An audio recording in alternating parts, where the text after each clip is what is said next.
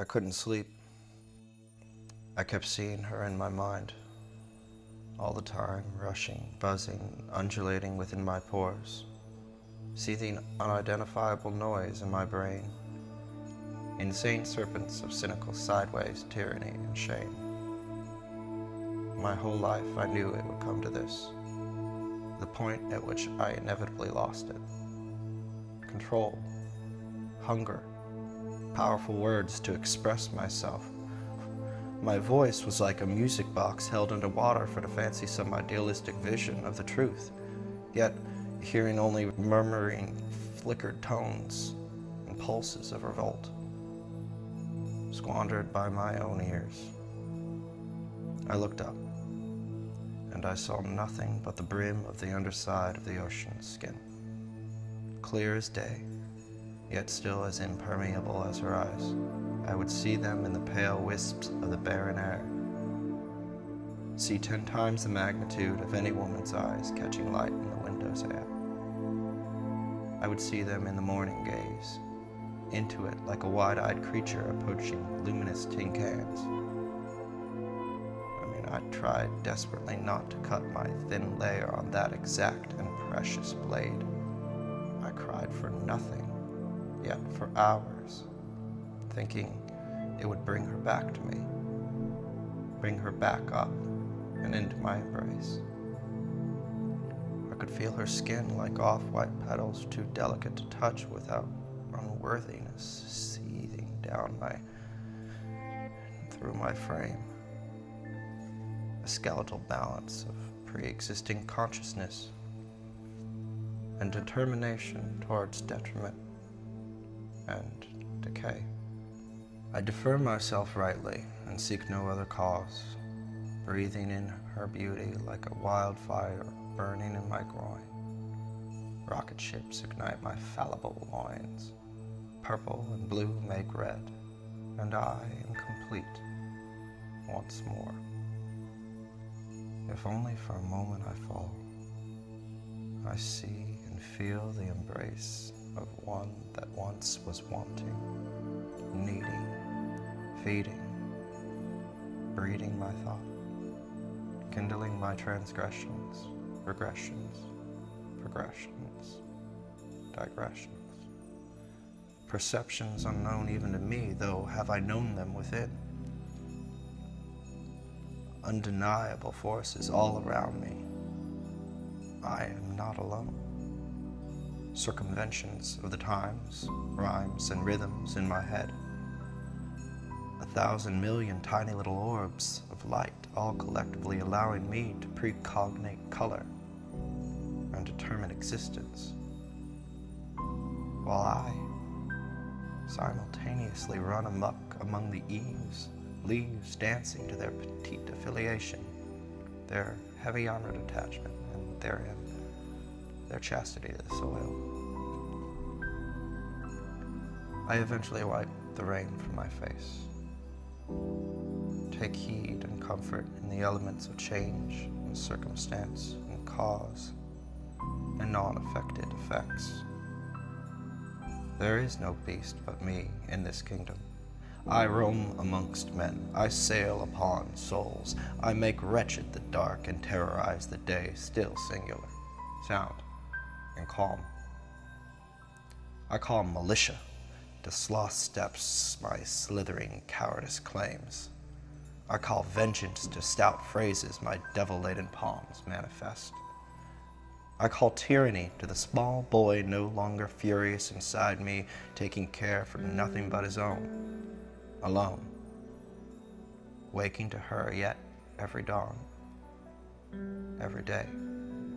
I return knowing nothing, like rain to the earth, knowing no bounds of existence in form or in space. Time is that which defines only the weak. Energy entwined tightly into the myriad manifestos of martyrs and failed kings. No, this is much more. I am one to be admired. I am one to be enjoyed. Oi, oi, oi, I am not. I am not I. I am you. Yes, I am you, disgusting creature, sinful and to blame for all this that you see and sit beside. I am the one that you are, and you are the one that I am, and he is what she is, and she is what they all are, and nothing, it is all the same. I am not to escape her. You are never to escape her. She is within us, up and down, in and out, burying the wretched souls and birthing new ones. It is all not vain, but grain. Plane trains and airplanes and psychedelic games. Breath not of above, but in slain fame. Symbiotic pain. You crave nothing of the same, nothing but the sane. Preachers, powers, prejudice, gain, all nothing. You are nothing but the same. And I still stand alone, breathless wonder. I question my own theoretical noise. Escaping madness is impossible. Solitude, too, in few and many few distances far and in between. Man may escape into justice upon celestial order, but I stand, I fly, I see, I hear. I die every day, if only to wake up to relentless possibility.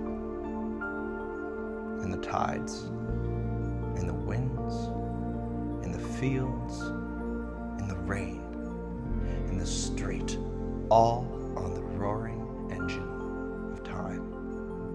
In a world given to me to clip, to tailor, tragedy, love, existence, fame, humor, spite, life. Given to me, simple and sound to define, unwind, and do with as I see. I am called to duty beyond myself and needs. I am made to order, and order I shall exalt. Man, my heart, time, my soul, the universe, my brain, balance through chaos and force, mass within my acceleration I may ascertain. Kinesthetic responses pour over me like roses every day. I find I am so very wrong again. I can never be alone. I can never be still.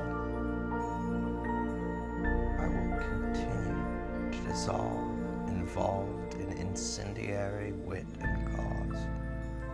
My prestige no longer, but my disease of love and survival, color and revival, plumes of thoughts and denials, a privilege to hate and a mission to find saving grace.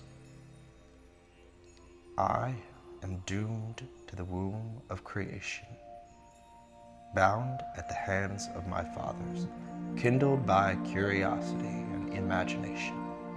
Oh, the mind is a devastatingly powerful game.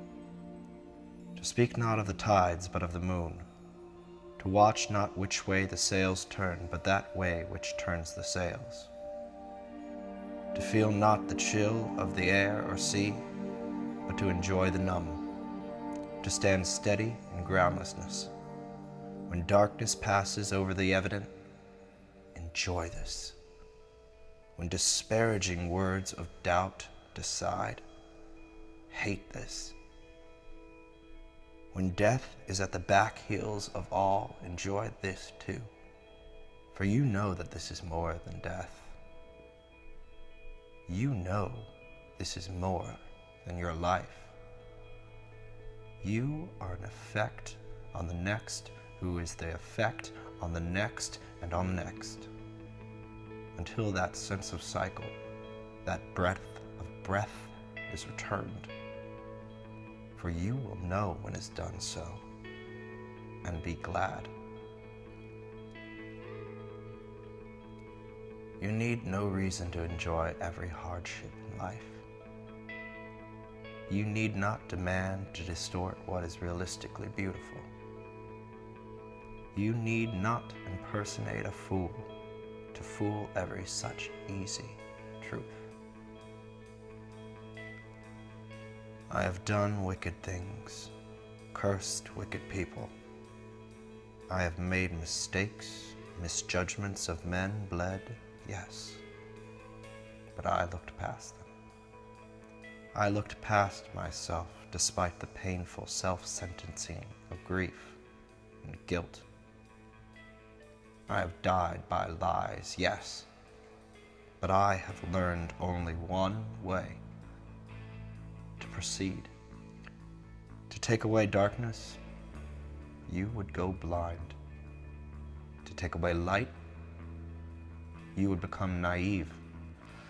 To abandon orbits of creatures around you, isolated and lonely.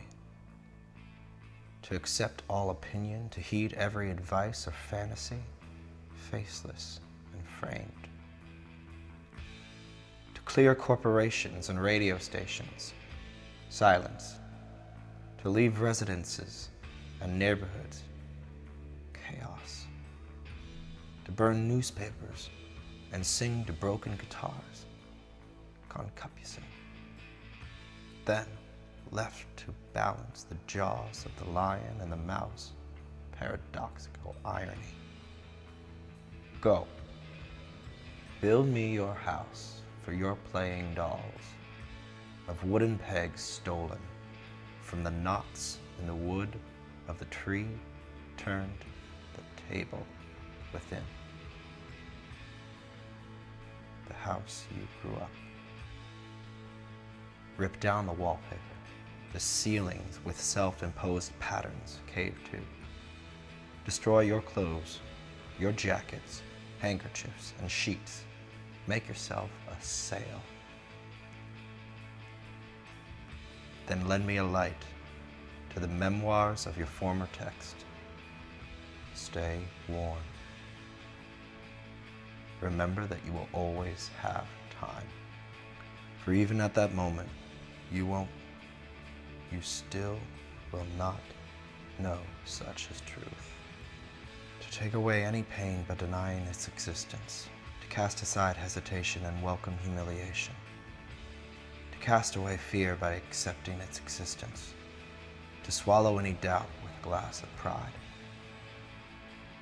To speak not of the clouds of the day, but of the stars not seen beyond them. To speak not of the dim, but of the night, the ever-pulsating darkness of life, right in its own constant movement. To speak not of the realms that bind us, but of that to which we can transcend. For those who scream,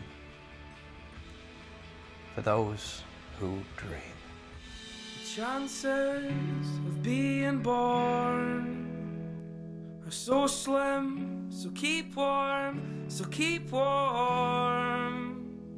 And take some heart in being born and quite so young. You can learn to talk and learn to walk, and you